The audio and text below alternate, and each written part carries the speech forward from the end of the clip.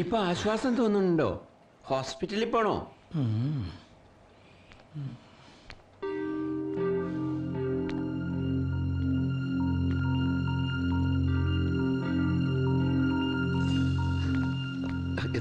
എന്ത് പറ്റി? ആകെ തളർന്നു പോയി. ഇന്ന് രാവിലെ ബിൽഡിംഗ് ഓണർ അറബി അയാളുടെ ഓഫീസിലേക്ക് ചെല്ലാൻ പറഞ്ഞിരുന്നു. എന്തിന്? പിന്നെയും വാടക കൂട്ടിയോ? അതല്ല, നമ്മുടെ കഫ്തേരിയയുടെ ബിൽഡിംഗ് എത്രയും പെട്ടെന്ന് ഒഴിഞ്ഞു കൊടുക്കാൻ നോട്ടീസ് തന്നിക്കണ്. ആ സ്ഥലത്ത് വലിയൊരു പ്രോജക്റ്റ് വരുന്നുണ്ടത്രേ. ദുബായിലെ കൃഷ്ണമണി പോലത്തെ ഒരു സ്ഥലത്ത് ഒരു തുക്കട കഫറ്റീരിയ നിലനിർത്തിയിട്ട് അവർക്കെന്ത് പ്രയോജനം? നമ്മളൊക്കെ പുരാവസ്തുക്കളായില്ലേ. വിഷമിക്കണ്ട, നമുക്ക് വേറെ ഏതെങ്കിലും സ്ഥലം നോക്കാം. അല്ലെങ്കിൽ വേറെ എന്തെങ്കിലും വഴികൾ ഉണ്ടാവില്ലേ? ഇനി ഇതുപോലത്തെ സ്ഥലം കിട്ടണമെങ്കിലേ ഇതിന്റെ 5 ഇരട്ടി വാടക കൊടുക്കേണ്ടി വരും. വാടക മുതലാക്കണമെങ്കിലേ വല്ല ഡാൻസ് ബാറും തുടങ്ങേണ്ടി വരും. ഇതിന്റെ ഒക്കെ അവസാനം ഇങ്ങനെയൊക്കെ ആവണമെന്നായിരിക്കും പടച്ചവന്റെ തീരുമാനേ.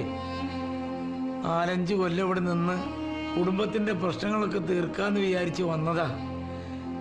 ഇപ്പം കൊല്ലം 34ആയി. ഇനിയിപ്പം വേറൊന്നും ആലോചിക്കാനില്ല. വേഗം സ്ഥലം കാലിയാക്കി കൊടുക്കുക. പിടിച്ചു നിൽക്കാൻ പറ്റണവർ പിടിച്ചു നിൽക്കുക, അല്ലാത്തവർ മടങ്ങുക.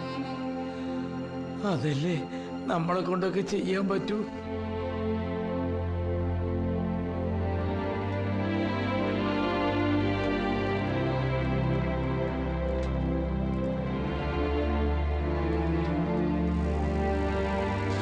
ആഹാ, ഇവിടെ നടക്കണോ?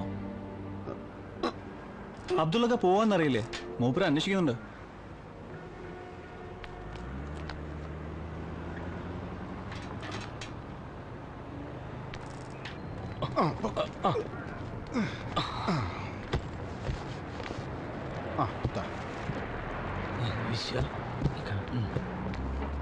പോക്കുവരവ് തുടങ്ങിയിട്ടേ കൊല്ലം കുറെ ആയെങ്കിലും യാത്ര എന്ന് പറയുമ്പോ ഇപ്പോഴും ഒരു ചങ്കിടുപ്പാ.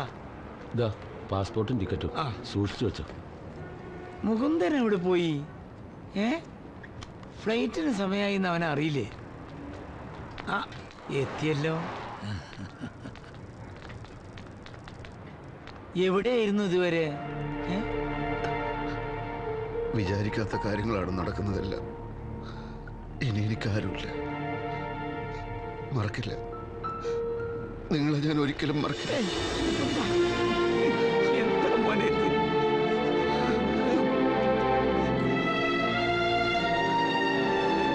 പടച്ചോൻ കാക്കട്ടെ.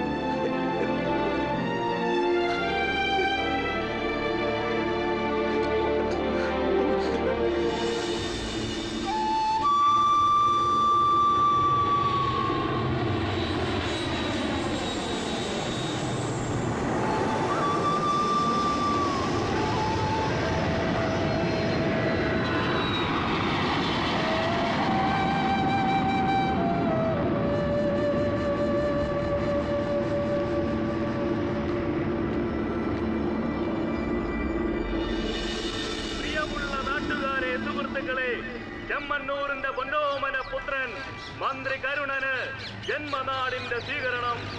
നാളെ ചെമ്മണ്ണൂർ അങ്ങാടിയിൽ നിന്ന് ആരംഭിക്കുന്ന പ്രകടനത്തിലും പൊതുയോഗത്തിലും പങ്കെടുക്കുവാൻ നല്ലവരായ എല്ലാ നാട്ടുകാരെയും സാദരം ക്ഷണിച്ചുകൊള്ളുന്നു.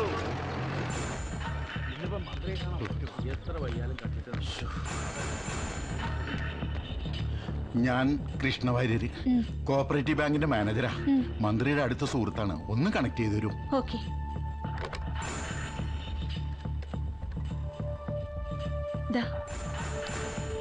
ഹലോ. ആ, സഖാവിനെ ഞാൻ എത്ര ദിവസമായി മൊബൈലിൽ ട്രൈ ചെയ്യുന്നു. ഒരാഴ്ചയായി ഞാൻ അതും പറഞ്ഞ് പിടിച്ചു നിൽക്കുക. സൊസൈറ്റിക്കാര് കടമടച്ച് തീർത്തപ്പോ സെക്യൂരിറ്റി ആയിട്ട് തന്ന ചെക്ക് തിരികെ ചോദിച്ചു. ഞാൻ എവിടെ നിന്നെടുത്ത് കൊടുക്കും? ഒരു 5 മിനിറ്റ് എല്ലാവരും ഒന്ന് പുറത്തേക്കിരുന്നേ.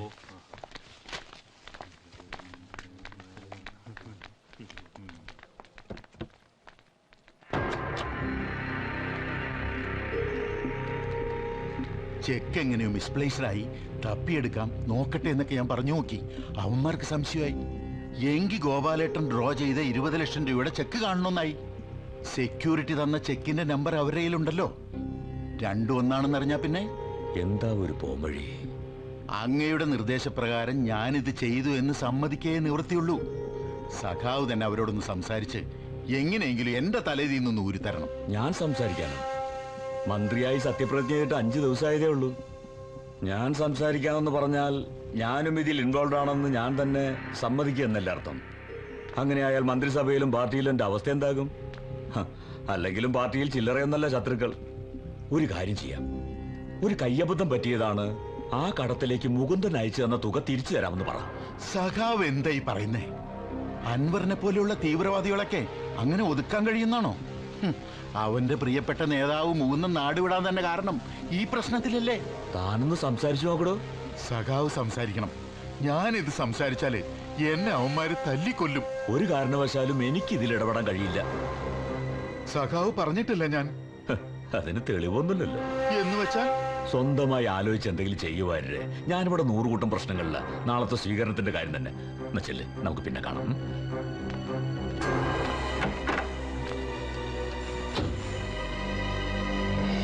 കീഴടങ്ങിയവനെ വെടിവെക്കരുതെന്നുള്ളത് യുദ്ധത്തിന്റെ നിയമമാണ്. അതുകൊണ്ടാണ് നീചനും നികൃഷ്ടനുമായി ഈ നാറിയെ വെട്ടി നുറുക്കാത്തത്. സഖാവ് കരുണൻ ഒരുക്കിയ കെണിയിൽ വീണ് നമ്മുടെ പ്രിയപ്പെട്ട മുകുന്ദേട്ടൻ എവിടെയോ കിടന്ന് അലയുകയാണ്. ഈ പ്രശ്നം എത്രയും പെട്ടെന്ന് അറിയിക്കേണ്ടവരെ അറിയിക്കണം. വാര്യർക്കെതിരെ വഞ്ചനാക്കുറ്റത്തിന് കേസ് കൊടുക്കണം.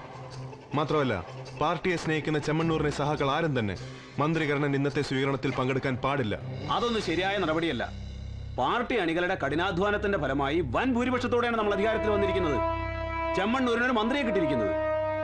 ഒരു ബാങ്ക് മാനേജർ പറയുന്നത് കേട്ട് വിശ്വസിച്ച് മന്ത്രിയുടെ സ്വീകരണ യോഗത്തിന് പോവാതിരിക്കുന്നതൊന്നും ശരിയായ നടപടിയല്ല. തെറ്റിയതോൻ മന്ത്രിയായാലും തന്ത്രിയായാലും ശിക്ഷ അനുഭവിച്ചേ പറ്റൂ. ഇതിപ്പോ കുത്തിപ്പൊക്കിയ പാർട്ടിക്ക് സർക്കാരിന് ക്ഷീണമാണ്. പുത്തരി തന്നെ കല്ല് കടിച്ചു എന്നും പറഞ്ഞ് പ്രതിപക്ഷം ആഞ്ഞടിക്കും. അടിക്കട്ടടോ. പാർട്ടിയിലെ കള്ളനാണയങ്ങളെ പുറത്തു കളഞ്ഞാലേ പാർട്ടി ശുദ്ധീകരിക്കപ്പെടൂ. ഇങ്ങനൊരു മന്ത്രി പാർട്ടിക്കും വേണ്ട, ചെമ്മണ്ണൂരിനും വേണ്ട. അത് സഖാവ് മാത്രം തീരുമാനിച്ചാ പോരല്ലോ. ഇത് അൻവറിന്റെ മാത്രം തീരുമാനമാണെന്ന് ആര് പറഞ്ഞു? സൊസൈറ്റി ഗോപാലൻ എന്ന പാവം മനുഷ്യനെ നിങ്ങളൊക്കെ മറന്നു. ഒരു കള്ളനായിട്ടാണ് അയാൾ മരിച്ചത്. ഒരു കാലത്ത് ഗോപാലനായിരുന്നു ഇവിടുത്തെ പാർട്ടി. അയാളെ ചതിച്ചവൻ ഒരു നിമിഷം പോലും ഈ പാർട്ടിയിൽ തുടരാൻ യോഗ്യനല്ല. ഒരുപാട് പഴങ്കഥയൊന്നും പറയണ്ട മാഷേ. ഈ ഘട്ടത്തിൽ പാർട്ടിയുടെ പ്രതിച്ഛായ തകർന്നുകൂടാ. നമുക്ക് എല്ലാറ്റിലും വലുത് പാർട്ടിയാണ്. എല്ലാറ്റിലും വലുത് ജനങ്ങളാണ്. ജനങ്ങൾക്കു വേണ്ടി ജനങ്ങൾ ഉണ്ടാക്കിയതാണ് പാർട്ടി. അവരെ അർഹതയുള്ളവർ ഭരിച്ചാൽ മതി. ഈ തെണ്ടി മറ്റാരുടെ ഏജന്റാണ്. പാർട്ടിയിൽ പൊട്ടിത്തെറുണ്ടാക്കാൻ വേണ്ടി മന്ത്രി കരുണന്റെ പേര് മനഃപൂർവ്വം വലിച്ചിറക്കിയാണ്. മന്ത്രി പറഞ്ഞാൽ ഇയാളെ കയ്യിൽ വല്ല തെളിവുണ്ടോ? കയ്യും കാലും കൊത്തിയറിയും. മന്ത്രി കരുണൻ, നമ്മുടെ നാടിന്റെ പൊന്നോമന പുത്രൻ, ഈ വഴിത്താനെ ധന്യമാക്കിക്കൊണ്ട് ഈ വാഹനത്തിന് തൊട്ടു പിന്നാലെ കടന്നു വന്നുകൊണ്ടിരിക്കുകയാണ്. അനുഗ്രഹിക്കൂ, ആശീർവദിക്കൂ, അനുമോദനത്തിന്റെ പൂച്ചെണ്ടുകൾ അർപ്പിക്കൂ. അനവധി നിരവധി ആവേശോജ്വലമായ സ്വീകരണങ്ങൾ ഏറ്റുവാങ്ങിക്കൊണ്ട് നമ്മുടെ കണ്ണിനുള്ളിൽ മന്ത്രി കരുണനിതാ, ഇതാ നമ്മുടെ പ്രിയ പുത്രൻ മന്ത്രി കരുണനിതാ ഈ വാഹനത്തിന് പിന്നാലെ കടന്നു വന്നുകൊണ്ടിരിക്കുകയാണ്.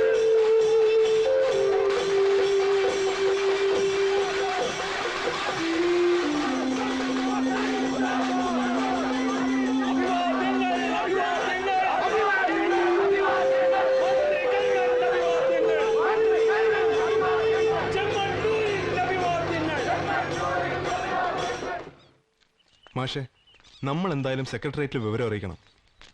അതുകൊണ്ടൊന്നും പ്രയോജനം ഉണ്ടാവുമെന്ന് തോന്നുന്നില്ല.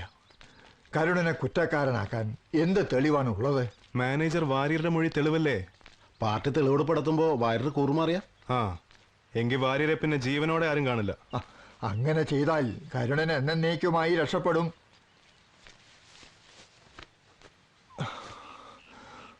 മുകുന്ദനെ കുറിച്ച് ഓർക്കുമ്പോഴാ എന്റെ വിഷമം മുഴുവൻ.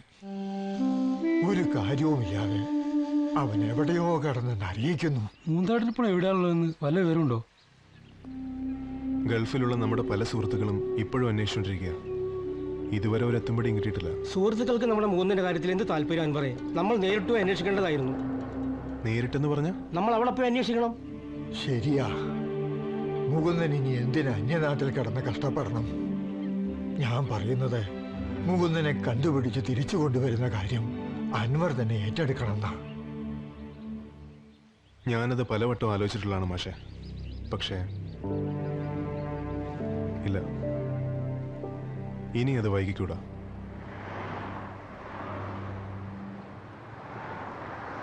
ഹലോ, ഇപ്പൊ എവിടെ എത്തി? ആ, ഹലോ ഹലോ, ദാ ഇവിടെ. അൻവർ. ഞാൻ മായ. മനസ്സിലായി. വഴി കണ്ടുപിടിക്കാൻ കുറച്ച് ബുദ്ധിമുട്ടിയില്ലേ? കുറച്ച്. ഒന്നും കൊടുത്തു വിടണ്ടെന്ന് അമ്മയോട് പല പ്രാവശ്യം പറഞ്ഞതാ. കടുമാങ്ങ അച്ചാർ ഇവിടെ കിട്ടാത്ത സാധനം അമ്മയുടെ വിചാരം.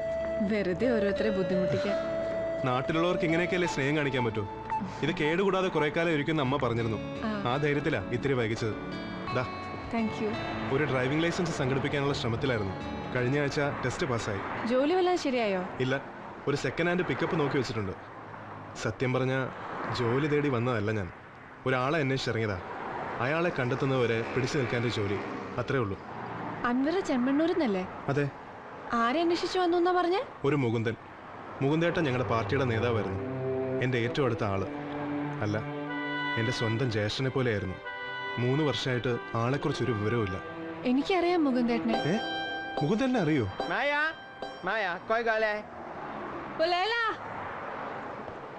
ഇന്ന് കുറച്ചധികം പേഷ്യൻസ് ഉള്ള ദിവസാ. വൈകിട്ട് അബ്രയിൽ വരുമോ? ശരി.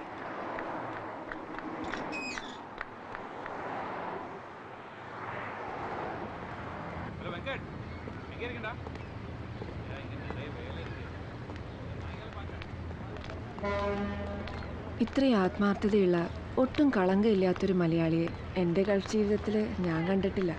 മുകുന്ദേട്ടനെ പോലെ ഒരാളെ ചതിക്കാൻ ആ പെൺകുട്ടിക്ക് എങ്ങനെയാ പറ്റിയതെന്ന് എനിക്കിപ്പോഴും മനസ്സിലാവാത്ത. അവള് പണവുമായി ചൈനയിലേക്ക് പോയെന്നറിഞ്ഞ് ഷോക്ക്ഡായി നിൽക്കുന്ന മുകുന്ദേട്ടൻ്റെ മുഖം എൻ്റെ മനസ്സിൽ ഇപ്പോഴും ഉണ്ട്. ഇവിടെ വന്നിട്ട് ആദ്യം പോയി അന്വേഷിച്ച സിദ്ധാർത്ഥനാ. പക്ഷെ അയാള് യൂറോപ്പിലേതോ ബിസിനസ് ടൂറിലാണെന്ന് അറിഞ്ഞത്. പിന്നെ മുകുന്ദേട്ടൻ പണ്ട് താമസിച്ചിരുന്ന സ്ഥലത്ത് പോയി. അവിടെ ഇപ്പോൾ ഒരു പാകിസ്ഥാനി ഫാമിലിയാ. പണ്ട് നാട്ടിലെ കടം വീട്ടാൻ അയച്ചുകൊണ്ടിരുന്ന പണം ഇടയ്ക്ക് വെച്ച് മുടങ്ങിയിരുന്നു. പക്ഷെ 1 കൊല്ലമായിട്ട് ബാങ്കിലേക്ക് വീണ്ടും കാശ് വരുന്നുണ്ട്. വെസ്റ്റേൺ യൂണിയൻ വഴിയാണ് കാശ് വരുന്നത്. ആ ഒരു സൂചന വെച്ച് അബ്ബാസിനെയും കൂട്ടി ഞാൻ അവരുടെ ഓഫീസിൽ പോയി അന്വേഷിച്ചു. പക്ഷെ മുകുന്ദേട്ടൻ്റെ പേരിൽ കാശ് അയക്കുന്നത് മറ്റാരോ ആണ്. ആ ഒരു ഐഡന്റിറ്റി വെച്ച് ഞാൻ അന്വേഷിച്ചെങ്കിലും എവിടെ എത്തിയില്ല. വണ്ടി ശരിയായാൽ അന്വേഷിക്കാൻ കുറച്ചുകൂടെ സൗകര്യം ഉണ്ടാവും. മുകുന്ദേട്ടനുണ്ട്, എവിടെയോ ഉണ്ട്. കണ്ടുപിടിച്ചേ പറ്റൂ. വരട്ടെ. ശരി.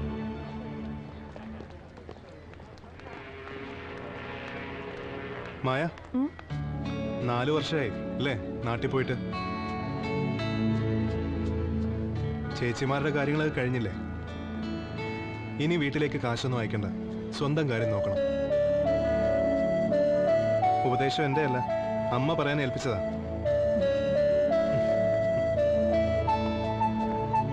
അൻവർ, ഞാൻ തന്ന വർഗീസിന്റെ നമ്പർ കയ്യിലില്ലേ? വിളിക്കാൻ മറക്കണ്ട.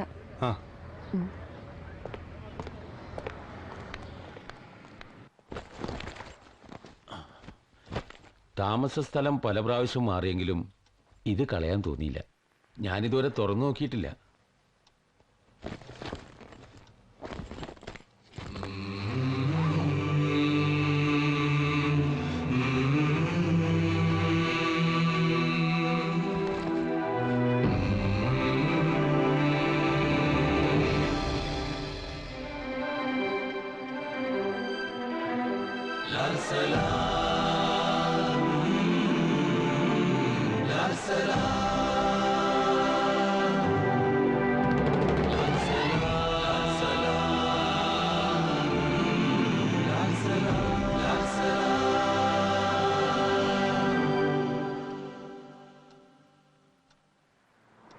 ഇത് മാത്രം മതി.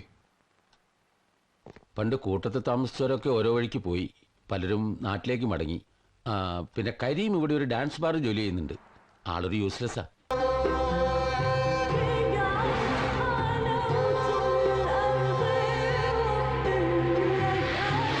കഷ്ടമായി പോയി.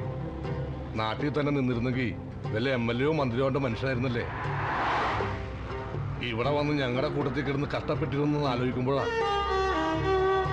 നിങ്ങൾ ഈ പറയുന്ന മന്ത്രി കരുണൻ ദുബായിൽ വന്നാൽ ഞങ്ങളുടെ ഹോട്ടലിലാണ് താമസിക്കാറുള്ളത്. ഏതായാലും നാട്ടുകാരുടെ സുഖവിവരങ്ങൾ അന്വേഷിക്കാനല്ല അയാൾ ഇടക്കിടക്ക് ഇങ്ങോട്ട് വരുന്നത്. ഈ വലിയ വലിയ ഹോട്ടലിൽ പണിയെടുത്ത പല മാന്യന്മാരുടെയും തനി സ്വരൂപം നേരിട്ട് കാണാനുള്ള ചാൻസ് ഉണ്ടാവുമല്ലോ.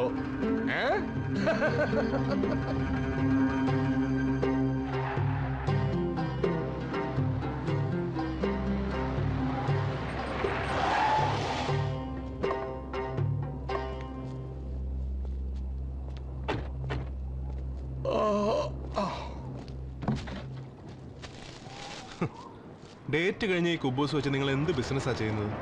ഡേറ്റ് കഴിഞ്ഞാലും 2 ദിവസത്തേക്കൊന്നും ഇത് കേടാവില്ല. പക്ഷെ കടയിൽ വിറ്റാലും പോലീസ് പിടിക്കും. അതുകൊണ്ട് നമ്മൾ അവരടുത്ത് വല്ല പശുവിനെ ആടിനെ വളർത്തുന്ന ഫാമിൽ കൊണ്ടു കൊടുക്കും. ഒരു മൃഗാതുര സേവനം.